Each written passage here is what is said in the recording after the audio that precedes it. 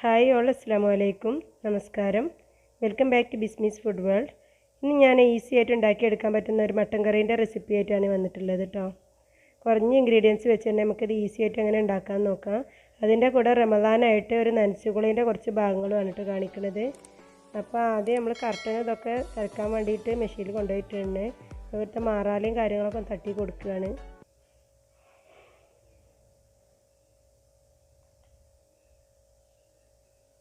പിന്നെ എൻ്റെ മോനാണ് കേട്ടോ വീഡിയോ എടുക്കുന്നത്. മോൻ അതിൻ്റെ ഇടയിൽ കുറച്ച് മുറ്റമൊക്കെ ഒന്ന് എടുക്കാമെന്നും പറഞ്ഞുകൊണ്ട് കുറച്ച് മുറ്റത്തെ കുറച്ച് ചെടിയൊക്കെ ഒന്ന് കാണിക്കാതിരിച്ച് അതും കൂടി ഇതിൽ ഉൾപ്പെടുത്തിയതാണ് കേട്ടോ. അധികം ചെടിയൊന്നുമില്ല, കുറച്ച് ചെടിയേ ഉള്ളൂ.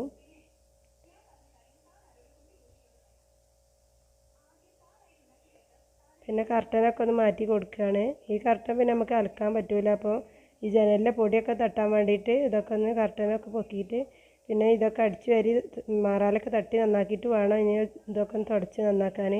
കുറച്ച് ഭാഗങ്ങൾ ഈ വീഡിയോയിൽ ഒന്ന് കാണിക്കാമെന്ന് കരുതിയിട്ടോ. ഡേ ഇൻ മൈ ലൈഫ് കാണിക്കാമെന്ന് കരുതി. അപ്പോൾ ഇത് മുഴുവനായിട്ടൊന്നും കാണിക്കാൻ പറ്റിയില്ല, കുറച്ച് ഭാഗങ്ങളൊക്കെ ഒന്ന് കാണിക്കുകയാണ് കേട്ടോ. അപ്പോൾ ഈ സോഫേൻ്റെ അടിഭാഗത്ത് ചൂലൊന്നും ശരിക്കും എത്തൂല. അപ്പോൾ അതൊന്ന് നീക്കി കൊടുത്തിട്ട് അതിൻ്റെ അടിഭാഗമൊക്കെ ഒന്ന് തട്ടി കൊടുക്കുകയാണ്. ചൂലെത്തും പക്ഷേ മൊപ്പമൊന്നും എത്തൂല കേട്ടോ. അപ്പോൾ അതിൻ്റെ ബാക്ക് ഭാഗത്തെ മാറാലി ഇതൊക്കെ തട്ടി കൊടുത്തൊക്കെ നീക്കി കൊടുത്ത ശേഷം നമ്മൾ അവിടുത്തെ ഓരോ ഭാഗത്തായിട്ടുള്ള പൊടികളൊക്കെ ഒന്ന് തട്ടിയെടുക്കുകയാണ് കേട്ടോ. നമ്മൾ സോഫയൊക്കെ വാങ്ങുന്ന സമയത്ത് അല്ലെങ്കിൽ ഉണ്ടാക്കിപ്പിക്കണൊക്കെ സമയത്ത് ഇതിൻ്റെ കാല് കുറച്ച് ഹൈറ്റുള്ളത് കൊടുക്കുകയാണെങ്കിൽ കുറച്ചുകൂടി നല്ലതായിരിക്കും. അപ്പോൾ ചൂലെത്തും ഇതിൻ്റെ അടിഭാഗത്തൊക്കെ, പക്ഷേ മൊപ്പമൊന്നും എത്തൂല കേട്ടോ. അപ്പോൾ നല്ലോണം പൊടി ഇതൊക്കെ ഉണ്ടാവും.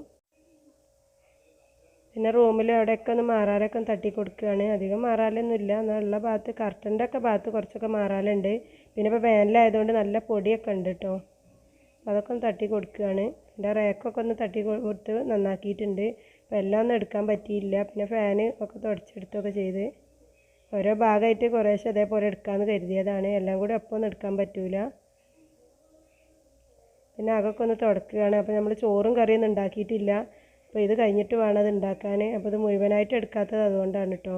അപ്പോൾ വീഡിയോ എടുക്കുമ്പോൾ നമുക്ക് കുറേ സമയം വേണ്ടി വരും.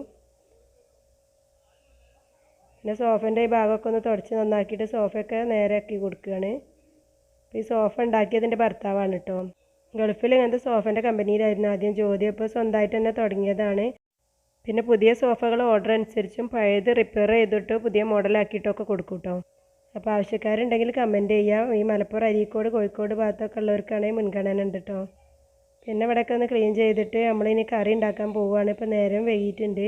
അപ്പോൾ അതിന് വേണ്ടിയിട്ട് 1 കിലോ മട്ടനാണ്. ഇത് നന്നായിട്ട് കഴുകി വൃത്തിയാക്കിയിട്ട് വെള്ളമൊക്കെ ഒന്ന് വരാൻ വേണ്ടിയിട്ട് വെച്ചതാണ് കേട്ടോ. അപ്പോൾ ആദ്യം നമ്മൾ കുക്കർ വെച്ചിട്ട് അതിലേക്ക് വെളിച്ചെണ്ണയാണ് വെച്ച് കൊടുത്തത്. വെളിച്ചെണ്ണയിൽ ഉണ്ടാക്കുകയാണെങ്കിൽ കുറച്ചുകൂടി നല്ല ടേസ്റ്റ് കേട്ടോ. ഇതിലേക്ക് കുറച്ച് പട്ട, ഗ്രാമ്പു, ഏലക്കായും കൂടി ഇട്ട് കൊടുത്തിട്ടുണ്ട്. ഇതിലേക്ക് 1 ടേബിൾ സ്പൂണ് വെളുത്തുള്ളി ചതച്ചതും കൂടി ഇട്ട് കൊടുത്തിന്.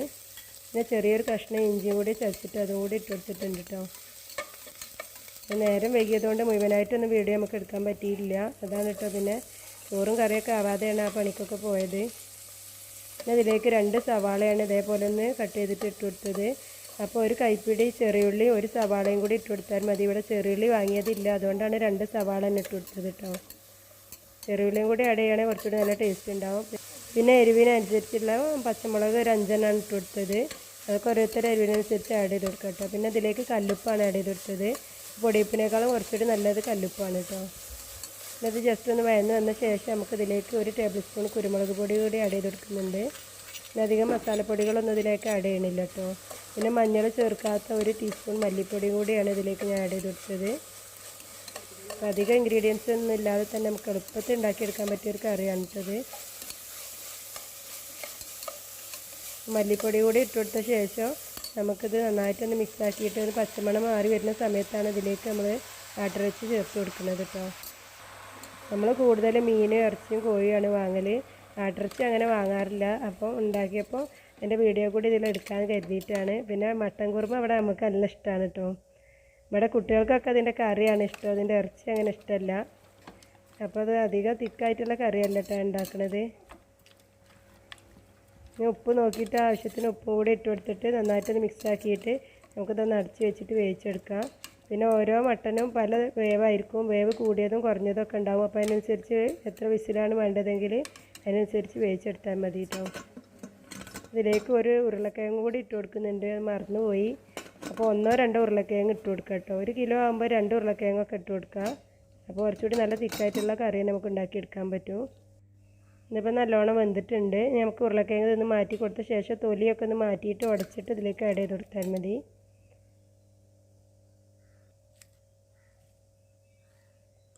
നമ്മൾ ഉരുളക്കിഴങ്ങ് പുഴുങ്ങിയെടുക്കുന്ന സമയത്ത് തൊലിയോട് കൂടി പുഴുങ്ങുകയാണെങ്കിൽ ഗ്യാസിൻ്റെ പ്രശ്നമുള്ളവർക്കൊക്കെ അങ്ങനെ പുഴുങ്ങിയെടുക്കുന്നതാണ് കുറച്ചുകൂടി നല്ലത് കേട്ടോ. അങ്ങനെ ആകുമ്പോൾ കുഴപ്പമുണ്ടാവില്ല. നമുക്ക് നന്നായിട്ടൊന്ന് ഉടച്ചെടുത്ത ശേഷം നമുക്ക് കറിയിലേക്ക് ആഡ് ചെയ്ത് കൊടുക്കാം. 1 കിലോ ആട്ടിറച്ചി ആയതുകൊണ്ട് 2 ഉരുളക്കിഴങ്ങ് വരെ നമുക്ക് ആഡ് ചെയ്ത് കൊടുക്കാം കേട്ടോ. അങ്ങനെ ആകുമ്പോൾ കുറച്ചുകൂടി നല്ല തിക്കായിട്ടുള്ള കറി തന്നെ നമുക്ക് ഉണ്ടാക്കിയെടുക്കാൻ പറ്റും.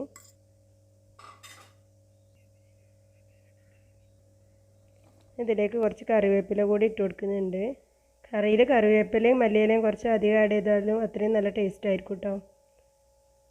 ഇതെല്ലാം കൂടെ നന്നായിട്ട് മിക്സാക്കിയ ശേഷം ഒരു വലിയ തേങ്ങൻ്റെ 1.5 മുറി തേങ്ങ ചിരവിയത് പാല് പിഴിഞ്ഞിട്ടാണ് ഇതിലേക്ക് ഒഴിച്ചു കൊടുക്കുന്നത്. ഇതിൻ്റെ 2ാം പാലാണ് ഇതിലേക്ക് ആദ്യം ആഡ് ചെയ്ത് കൊടുത്തത്. പിന്നെ 10 അണ്ടിപ്പരിപ്പ് ഒന്ന് കുതിർത്തിട്ട് അതും കൂടി ഞാൻ ഈ തേങ്ങാപ്പാൽ പിഴിയുന്ന സമയത്ത് എൻ്റെ കൂടെ അരച്ചെടുത്തിട്ടുണ്ട് കേട്ടോ. 1ാം പാലിൻ്റെ കൂടെ അരച്ചെടുത്തതാണ്. ഇതിലേക്ക് 1 ടേബിൾ സ്പൂൺ കുരുമുളക് പൊടി കൂടി ആഡ് ചെയ്ത് കൊടുത്തിട്ടുണ്ട്. വൈറ്റ് പെപ്പർ പൗഡർ ഉണ്ടെങ്കിൽ അത് ആഡ് ചെയ്ത് കൊടുത്താൽ കുറച്ചുകൂടി നല്ലതായിരിക്കും. അങ്ങനെ ആകുമ്പോൾ കളറ് മാറൂല കേട്ടോ. പിന്നെ ഇതിലേക്ക് പുളിക്ക് ആവശ്യമായിട്ട് 1 മുറി ചെറുനാരങ്ങയുടെ നീരും കൂടിയാണ് പിഴിഞ്ഞ് വെച്ച് കൊടുത്തത്. അതിന് പകരം 2 ടീസ്പൂൺ വിനാഗിരിയോ അല്ലെങ്കിൽ 1 തക്കാളി കട്ട് ചെയ്തിട്ടോ ഇട്ട് കൊടുത്താൽ മതി. അപ്പോൾ തക്കാളി ഇട്ട് കൊടുത്തിട്ട് കളറ് മാറണ്ടെന്ന് കരുതിയിട്ടാണ് ചെറുനാരങ്ങയുടെ നീര് പിഴിഞ്ഞ് വെച്ച് കൊടുത്തത് കേട്ടോ. നമുക്ക് കറിക്ക് എത്രയാണ് പുളി ആവശ്യം അതിനനുസരിച്ച് ചെറുനാരങ്ങ നീര് പിഴിഞ്ഞ് വെച്ച് കൊടുത്താൽ മതി. പിന്നെ അത് തിളച്ച് വരുന്ന സമയത്ത് നമുക്ക് ഇതിലേക്ക് 1ാം പാൽ കൂടി ആഡ് ചെയ്ത് കൊടുക്കുന്നുണ്ട്. ഇതെല്ലാം കൂടെ നന്നായിട്ടൊന്ന് മിക്സാക്കി എടുക്കുന്നുണ്ട്. ഇതിലേക്ക് 1/4 ടീസ്പൂൺ ഗരം മസാല കൂടി ആഡ് ചെയ്ത് കൊടുക്കുന്നുണ്ട്. നമ്മൾ ഉണ്ടാക്കുന്ന സമയത്ത് പട്ടയും പൂവും ഏലക്കായൊക്കെ പൊട്ടിച്ചെടുത്തതാണ്. അപ്പോൾ അധികം ആഡ് ചെയ്യേണ്ട ആവശ്യമില്ല കേട്ടോ. കുറച്ച് ആഡ് ചെയ്ത് കൊടുത്താൽ മതി ഒരു ടേസ്റ്റിന് വേണ്ടിയിട്ട്. പിന്നെ ഇതിലേക്ക് കുരുമുളക് പൊടി ആഡ് ചെയ്ത് കൊടുത്തതുകൊണ്ട് അതിൻ്റെ പച്ചക്കുത്തൽ ഇല്ലാതിരിക്കാൻ വേണ്ടിയിട്ട് 1 ടീസ്പൂൺ പച്ച വെളിച്ചെണ്ണ കൂടി ഒഴിച്ച് കൊടുക്കുന്നുണ്ട് കേട്ടോ. അപ്പോൾ ഈ സമയത്ത് നമ്മൾ ഉപ്പ് നോക്കിയിട്ട് ആവശ്യത്തിന് ഉപ്പും കൂടി ആഡ് ചെയ്ത് കൊടുത്താൽ മതി.